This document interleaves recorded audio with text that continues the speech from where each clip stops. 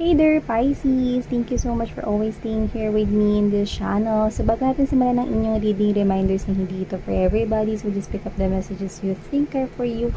At kung feel mo na reading na to ay para sa'yo, then this reading might be really for you. So, let's see, Pisces, no, kung anong meron dito for you, guys. Wala tayong gender dito, LGBTQ, mga babes, welcome kayo here. At syempre, timeless din po ito. So, let's see what do we have here for you, Pisces. Spirits and angel guides, can you please show me messages for my dear Pisces, please?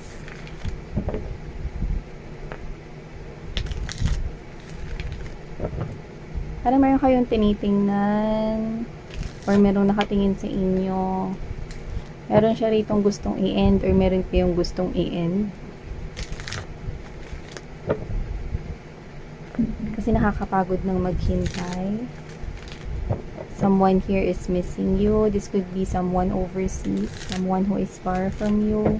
Someone here could be ending some kind of loneliness, wanting to talk to you. Actually, nakatingin siya sa isang particular na application. Maybe any application, social media application. Pwedeng Instagram, Facebook, yan. Someone here is looking at his or her phone. Maybe iniisip niya padalhan ka ng mensahe. Or baka pinadalhan ka na niya pero iniisip niya na sana pansinin mo. Yan. Yung iba hindi pa nagpapadala ng mensahe pero natatakot. Nakikita ko rito. This person is afraid to contact you, Pisces. So let's see. This person is waiting. This person is waiting or you're waiting for this person to contact you. Okay? But I'm getting an energy that this could possibly not you. So, someone here could be waiting for you, wants to send you a message, pero tinititigan niya yung phone niya, no? Na parang yung phone niya na lang yung inuutosan niya mag-send ng message sa inyo. This person is afraid to contact you. This person could be waiting for you, no? Pero wala siyang nare-receive na text message sa'yo or pwedeng reply or response back mula sa inyo. So, this person here is tired of waiting. Okay? Parang ang tagal ko na naghihintay pero hindi pa rin sa akin tumatawag si Pisces. Ano na nangyari kay Pisces? Yan, no? This person is wondering here. Okay? What are you up to? Ano na ginagawa mo rito? But there is this person thinking, tatakot siya. So, ibig sabihin, lahat ng natatakot dito, ibig sabihin may nagawa to sa inyo. Either, no, kung ano man yun, it's something negative.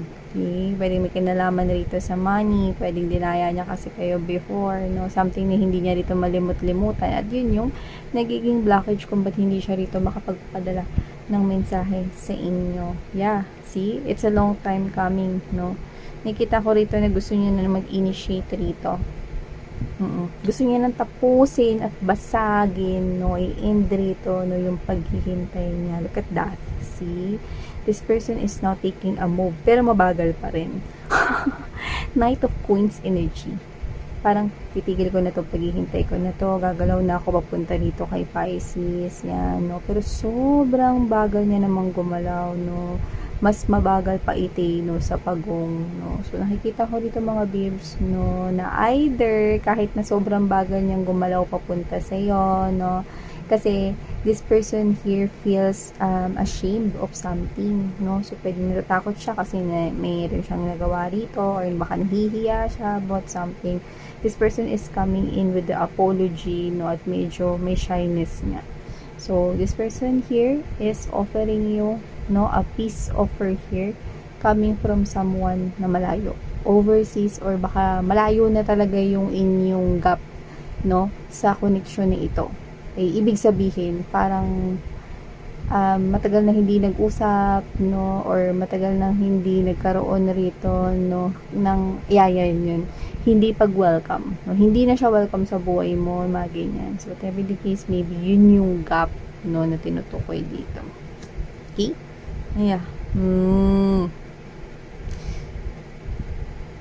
Actually, baka galit ka pa sa kanya.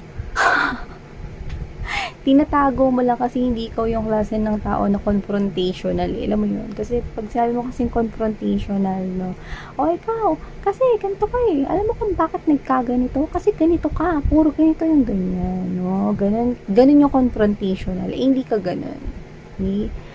Kapag kagalit ka, pwedeng dinidibdib mo, pero pwedeng hindi mo dinidibdib, pero tinatago mo lang. No? Hindi ka ganun ka-open, hindi ka ganun ka-blunt, no, na sabihin sa kanya na, kasi ganito wala kasi kang ganto-ganto, bla bla bla bla. Hindi ka ganun. No? Pero galit ka. Yan. No?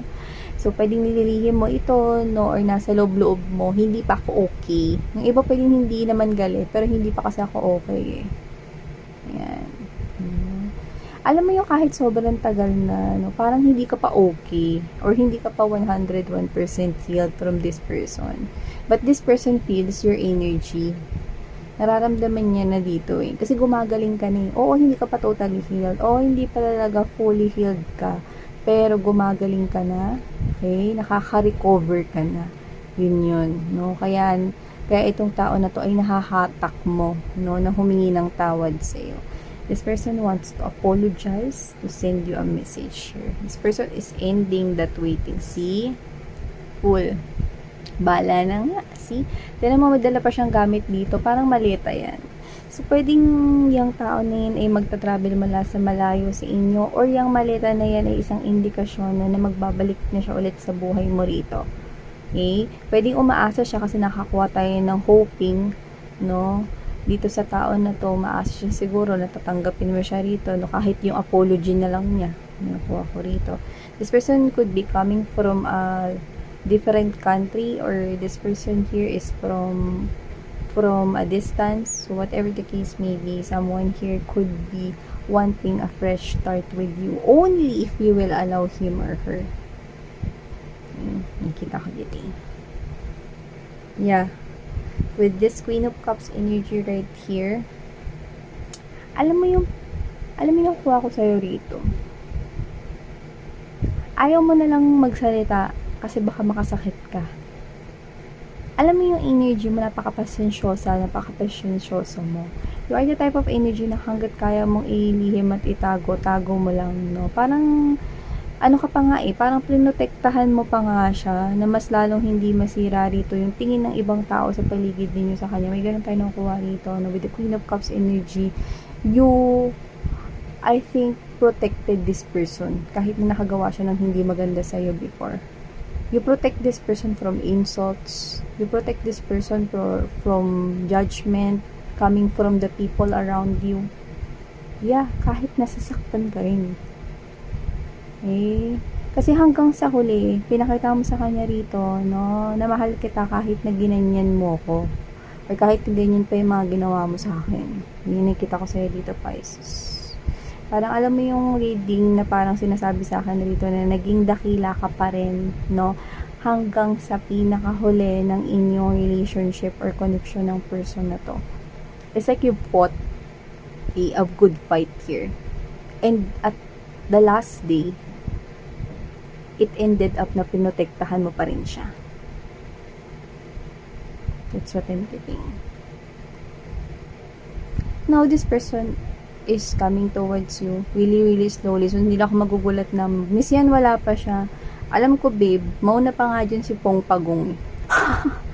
Ayan no, hinintay ka kasi niya rito na pagkatagal-tagal. Tapos ito yung pinakamabagal na nights dito sa tarot deck.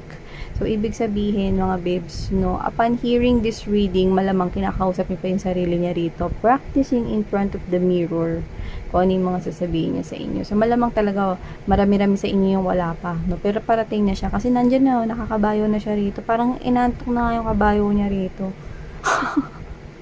Sa bagal niya ritong umusad Pero sure na itong tao na to ay lalapit sa inyo. Okay?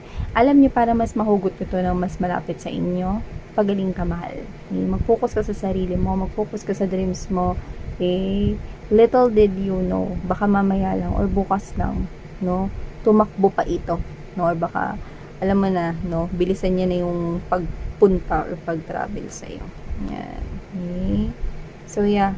I can see here, no, na once a trust is being broken. Ayoko na miss yan. Okay, naiintindihan ko yan, babe, no? Well, mahirap naman talaga mga babes na makisama sa isang tao wala kang tiwala. Diba? Kasi mahihirapan lang rin kayo, no, na maintain ng inyong relationship kapag hindi ka na nagtitiwala dun sa person. Okay? It's like you want to change here, no, your partner. Okay? Parang, ma'am, ayokong partner to kasi, iniwan na ako nito sa Iri. Tapos yung pangalan niya nandito pa rin sa project. Parang ganun yung nakikita ko dito, no? So, you're changing partner here.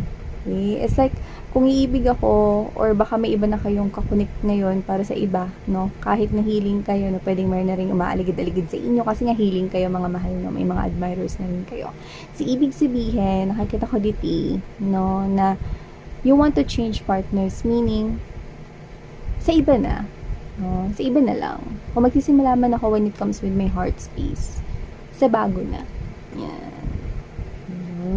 No? Pero papunta pa rin siya. Yun nga lang, ayan, no? O, diba? Papunta pa rin siya, no? Pero, sa kabagalan niya nga rito, hindi makausad ng mabilis, eh. Kasi this person is making sure there are lots of pages, no? So, pwedeng mas younger ito sa inyo, or this person here is pwedeng may anak siya, or may single mom or single dad dito. Just take how this resonates. But this person is coming in na nagdadalawang isip, nagda-doubt, naguguluhan, pero ayaw maghintay, kaya pupush. So, I can see this person moving towards you. Yun nga lang, medyo may bege. Okay? Expect this person here, I'm getting, pwedeng in 3 months time, no? So, nakikita ko dito. Kasi kahit na, mga babes, no, mabilis pa yung pag-under ng bus or airplane na sasakyan niya, pagdating niya dun sa kanto, papunta sa inyo, hihinto pa yan. Kala mo may traffic, pero hihinto siya. Okay? Kasi nga, this person's a little bit shy and a little bit ashamed. Okay? But expect this person pupunta at lalapit na ito sa inyo. So, thank you so much, Pisces. Sarang ngayon, love and life. Annyeong!